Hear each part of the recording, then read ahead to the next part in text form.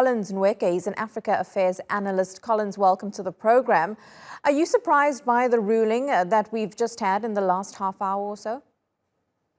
Not at all. Even though, until the fight is over, you cannot really call the last shot because anything could have happened, especially in Africa, where there is, very strong question marks behind the issue of the independence of courts. Whether courts are independent enough to take, rulings that are judicious, that are seen to be objective.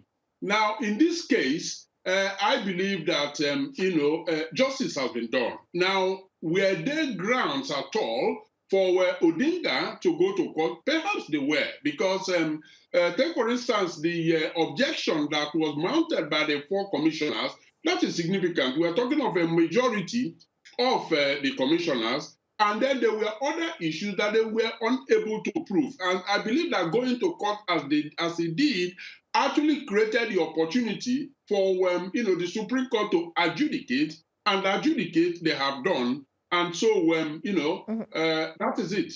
He has lost, and Ruto reaffirmed the winner of the presidential election in Kenya. Well, now that the Supreme Court ruling is out of the way, it does allow William Ruto to get down to the business of governing Kenya. What's he likely to tackle first? Well, the economy remains an issue. I also believe that integrating Kenyans, to be one country, irrespective of the ethnic groups, is also another daunting issue.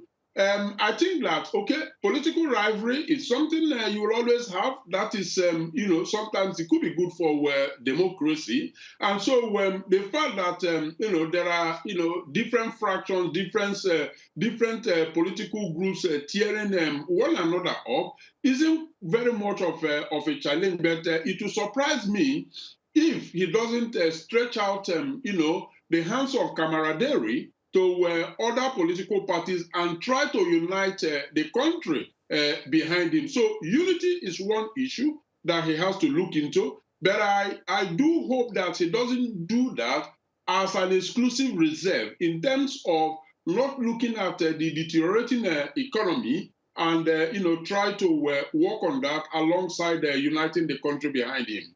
Yes, you speak about the economy in Kenya. They are, of course, the biggest economy in East Africa.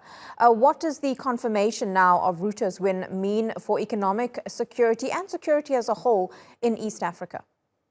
What it means is that, in the first place, investors who are concerned about political stability in the country would breathe down well at this moment. Now, does that mean that the country is totally politically stable? No, that's not what it means. But at least the basis for building the country to be more stable is there, and that means also that investment can be trusted to stay. So that's number one. Number two, I believe that, with the country united, he is able to get them united. Don't forget that the parliament, has its own job cut out for it. I believe that with this ruling that affirmed him, I think there will be more confidence, for him now to get on with the job of, instilling confidence and building the economy. Collins Nweke, good to get your analysis on this live to us there from Brussels. Thanks so much, Collins.